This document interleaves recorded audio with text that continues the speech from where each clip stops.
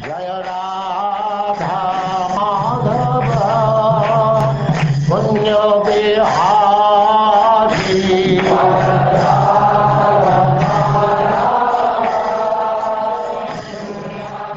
And now chapter 22, Prthu Maharaja's meeting with the four Kumaras.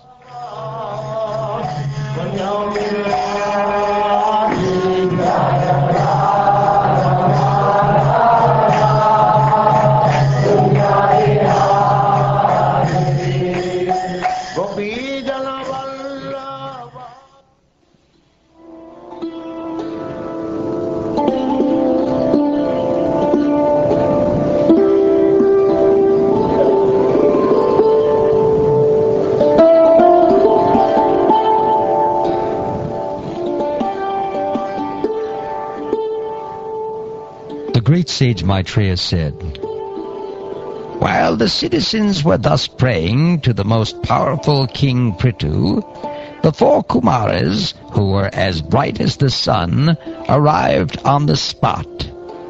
Seeing the glowing effulgence of the four Kumaras, the masters of all mystic power, the king and his associates could recognize them as they descended from the sky. Seeing the four Kumaras, Prthu Maharaj was greatly anxious to receive them. Therefore the king, with all his officers, very hastily got up, as anxiously as a conditioned soul whose senses are immediately attracted by the modes of material nature. When the great sages accepted their reception according to the instructions of the Shastras, and finally took their seats offered by the king, influenced by the glories of the sages, immediately bowed down. Thus he worshipped the four Kumaras. After this, the king took the water which had washed the lotus feet of the Kumaras and sprinkled it over his hair. By such respectful actions, the king, as an exemplary personality, showed how to receive a spiritually advanced personality.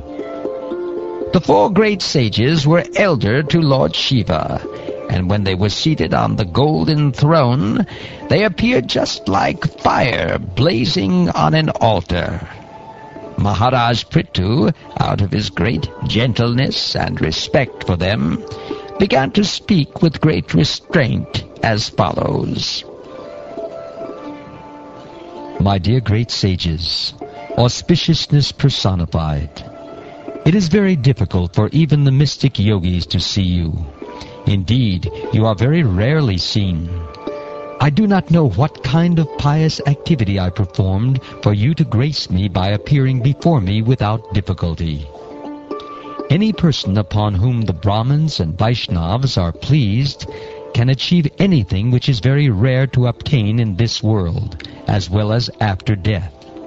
Not only that, but one also receives the favor of the auspicious Lord Shiva and Lord Vishnu, who accompany the Brahmins and Vaishnavas. Although you are traveling in all planetary systems, people cannot know you, just as they cannot know the Supersoul, although he is within everyone's heart as the witness of everything. Even Lord Brahma and Lord Shiva cannot understand the Supersoul. A person who is not very rich and is attached to family life becomes highly glorified when saintly persons are present in his home. The master and servants who are engaged in offering the exalted visitors water, a sitting place, and paraphernalia for reception are glorified, and the home itself is also glorified. On the contrary, even though full of all opulence and material prosperity, any householder's house where the devotees of the Lord are never allowed to come in, and where there is no water for washing their feet, is to be considered a tree in which all venomous serpents live. Maharaj Prthu offered his welcome to the four Kumaras, addressing them as the best of the Brahmins. He welcomed them, saying, "From the beginning of your birth, you strictly observed the vows of celibacy, And although you are experienced in the path of liberation, you are keeping yourselves just like small children. Prthu Maharaj inquired from the sages about persons entangled in this dangerous material existence because of their previous actions. He asked, could such persons, whose only aim is sense gratification, be blessed with any good fortune? My dear sirs, there is no need to ask about your good and bad fortune, because you are always absorbed in spiritual bliss. The mental concoction of the auspicious and inauspicious does not exist in you. I am completely assured that personalities like you are the only friends for persons who are blazing in the fire of material existence. I therefore ask you how, in this material world, we can very soon achieve the ultimate goal of life. The Supreme Personality of Godhead is always anxious to elevate the living entities, who are His parts and parcels, and for their special benefit, the Lord travels all over the world in the form of self-realized persons like you.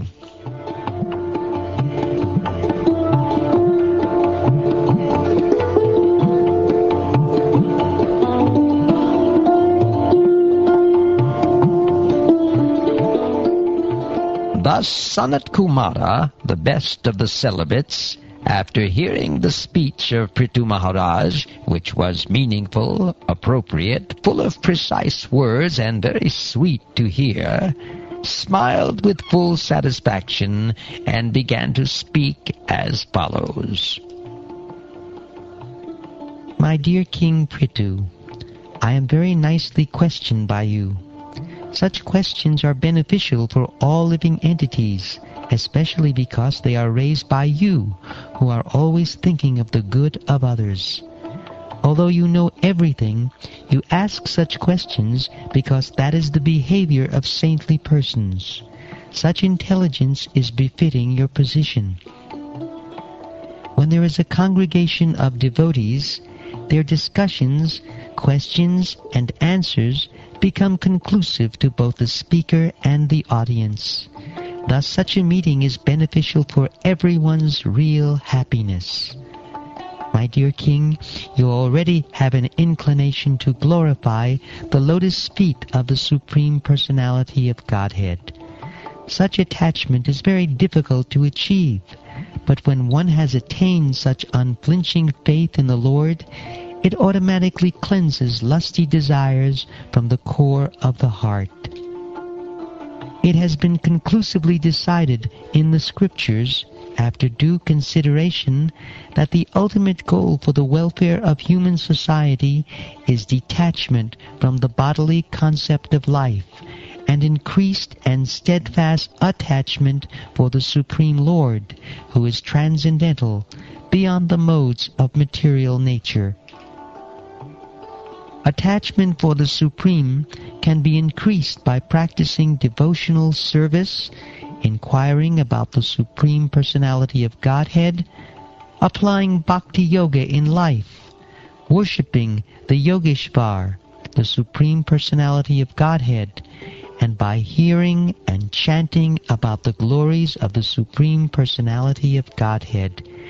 These actions are pious in themselves.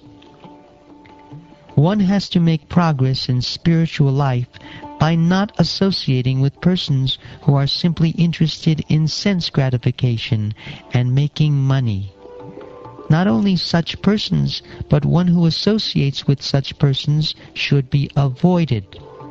One should mold his life in such a way that he cannot live in peace without drinking the nectar of the glorification of the Supreme Personality of Godhead, Hari.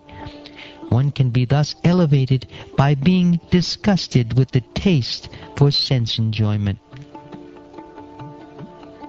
A candidate for spiritual advancement must be non-violent, must follow in the footsteps of great acharyas, must always remember the nectar of the pastimes of the Supreme Personality of Godhead, must follow the regulative principles without material desire, and while following the regulative principles should not blaspheme others. A devotee should lead a very simple life and not be disturbed by the duality of opposing elements. He should learn to tolerate them. The devotee should gradually increase the culture of devotional service by constant hearing of the transcendental qualities of the Supreme Personality of Godhead. These pastimes are like ornamental decorations on the ears of the devotees. By rendering devotional service and transcending the material qualities, one can easily be fixed in transcendence in the Supreme Personality of Godhead. Upon becoming fixed in his attachment to the Supreme Personality of Godhead by the grace of the spiritual master and by awakening knowledge and detachment, the living entity situated within the heart of the body and covered by the 5 elements burns up his material surroundings, exactly as fire arising from wood burns the wood itself. When a person becomes devoid of all material desires and liberated from all material qualities, he transcends distinctions between actions executed externally and internally. At that time, the difference between the soul and the supersoul, which was existing before self-realization, is annihilated. When a dream is over, there is no longer a distinction between the dream and the dreamer.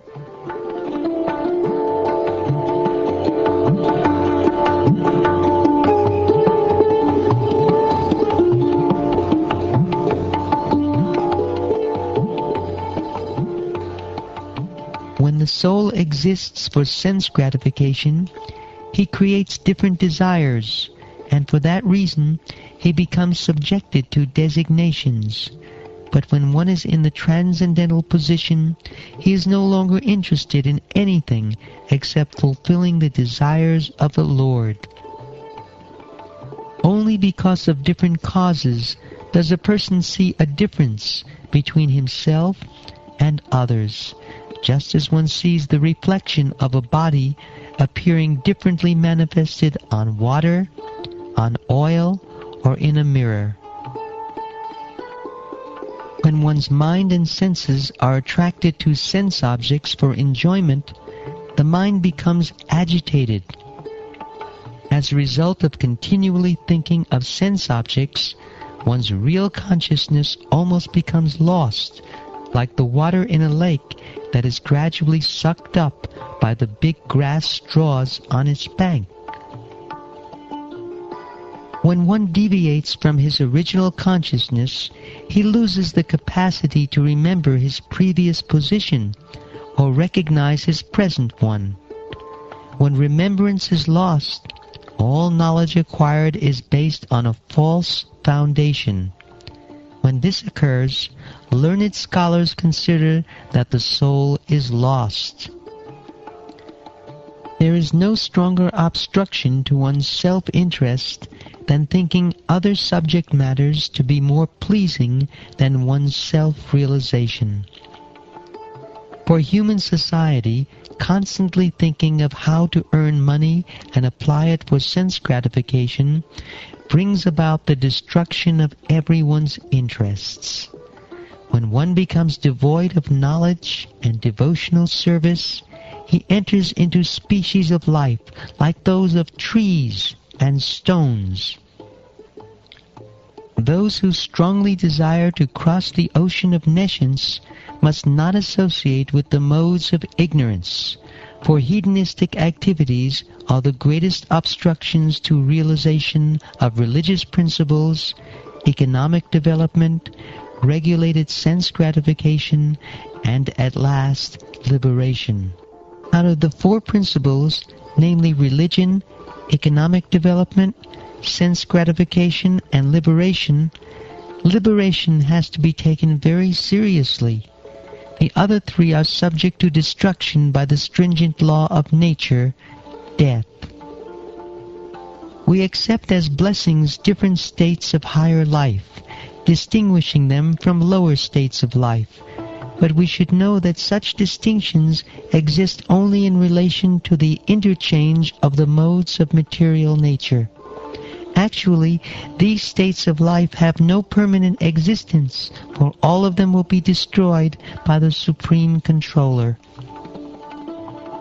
Therefore, my dear King Prthu, try to understand the Supreme Personality of Godhead, who is living within everyone's heart, along with the individual soul, in each and every body, either moving or not moving.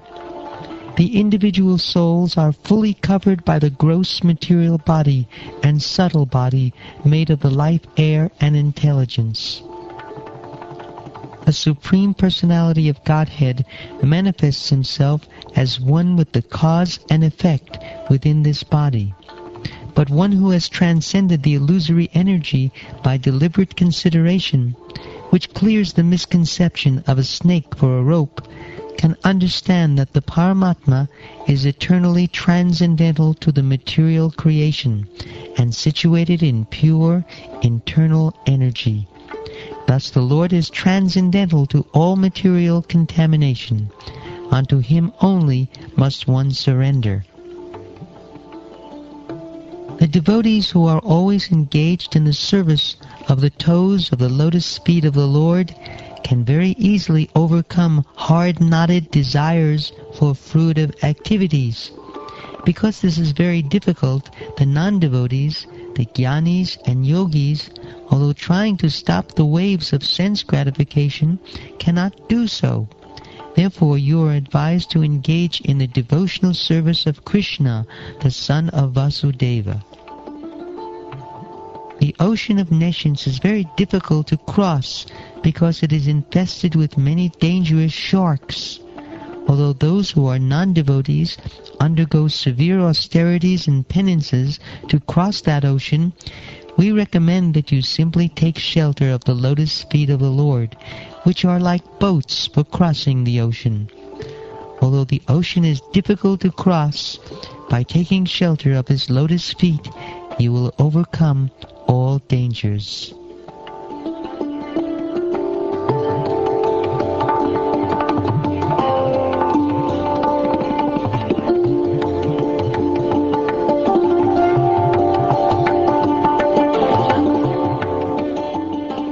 Being thus enlightened in complete spiritual knowledge by the son of Brahma, one of the Kumaras, who was complete in spiritual knowledge, the king worshipped them in the following words.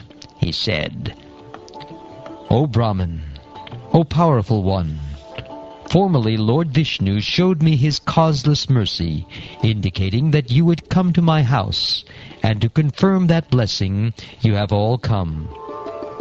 My dear Brahman, you have carried out the order thoroughly, because you are also as compassionate as the Lord.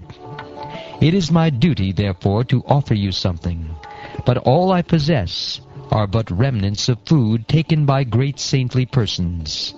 What shall I give?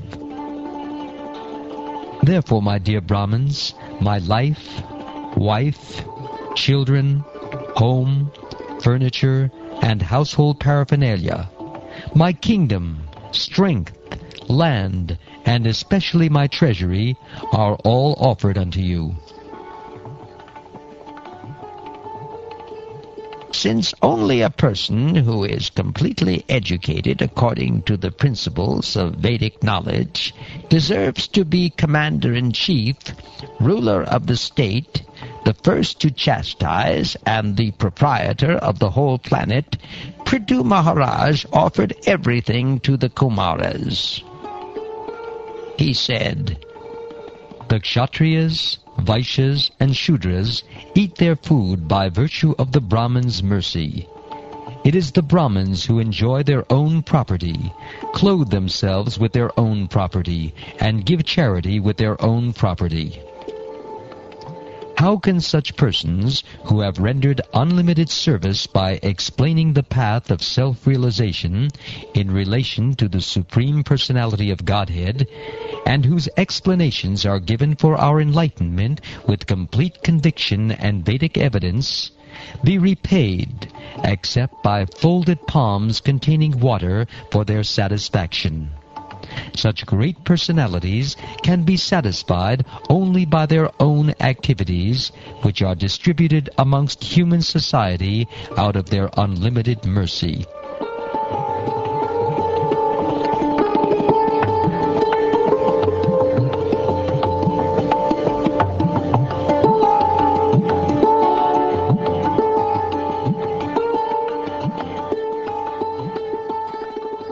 Being thus worshipped by Maharaj Prthu, the 4 Kumaras, who were masters of devotional service, became very pleased. Indeed, they appeared in the sky and praised the character of the king, and everyone observed them. Amongst great personalities, Maharaj Prthu was the chief, by virtue of his fixed position in relation to spiritual enlightenment. He remains satisfied as one who has achieved all success in spiritual understanding. Being self-satisfied, Maharaj Prthu executed his duties as perfectly as possible, according to the time and his situation, strength and financial position. His only aim in all his activities was to satisfy the absolute truth. In this way, he duly acted. Maharaj Prthu completely dedicated himself to be an eternal servant of the Supreme Personality of Godhead, transcendental to material nature. Consequently, all the fruits of his activities were dedicated to the Lord, and he always thought of himself as the servant of the Supreme Personality of Godhead, who is the proprietor of everything. Maharaj Prthu, who was very opulent due to the prosperity of his entire empire, remained at home as a householder. Since he was never inclined to utilize his opulences for the gratification of his senses, he remained unattached, exactly like the sun, which is unaffected in all circumstances. Being situated in the liberated position of devotional service, Prthu Maharaj not only performed all fruitive activities, but also begot 5 sons by his wife Archi. Indeed, all his sons were begotten according to his own desire. After begetting 5 sons, named Vichitashva, Dhumrakesh, Haryaksha, Drabina, and Vrika, Prthu Maharaj continued to rule the planet. He accepted all the qualities of the deities who governed all other planets. Since Maharaj Prthu was a perfect devotee of the Supreme Personality of Godhead, he wanted to protect the Lord's creation by pleasing the various citizens according to their various desires. Therefore, Prthu Maharaj used to please them in all respects by his words, mentality, works, and gentle behavior. Maharaj Prthu became as celebrated a king as Somaraj, the king of the moon.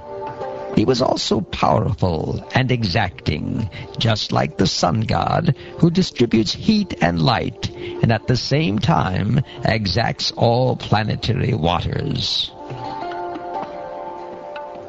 Maharaj Prthu was so strong and powerful that no one could disobey his orders, any more than one could conquer fire itself.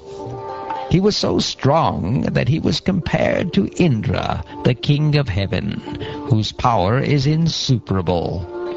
On the other hand, Maharaj Prthu was also as tolerant as the earth, and in fulfilling various desires of human society, he was like heaven itself. Just as rainfall satisfies everyone's desires, Maharaj Prthu used to satisfy everyone. He was like the sea in that no one could understand his depths.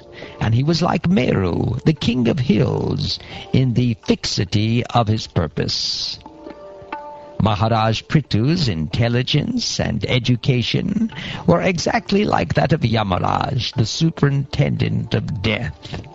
His opulence was comparable to the Himalaya mountains, where all valuable jewels and metals are stocked. He possessed great riches like Kuvera, the treasurer of the heavenly planets, and no one could reveal his secrets, for they were like the demigod Varunas.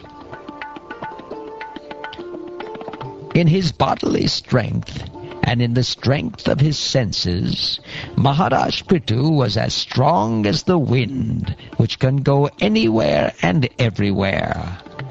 As far as his intolerance was concerned, he was just like the all-powerful Rudra expansion of Lord Shiva or Sadashiva. In his bodily beauty, he was just like Cupid, and in his thoughtfulness, he was like a lion. In his affection, he was just like Swayambhuva Manu, and in his ability to control, he was like Lord Brahma. In his personal behavior, Prthu Maharaj exhibited all good qualities, and in spiritual knowledge, he was exactly like Brihaspati. In self-control, he was like the Supreme Personality of Godhead himself. As far as his devotional service was concerned, he was a great follower of devotees who were attached to cow protection and the rendering of all service to the spiritual master and the Brahmins. He was perfect in his shyness and in his gentle behavior, and when he engaged in some philanthropic activity, he worked as if he were working for his own personal self. Throughout the whole universe, in the higher, lower, and middle planetary systems, Prthu Maharaj's reputation was loudly declared, and all ladies and saintly persons heard his glories, which were as sweet as the glories of Lord Ramachandra.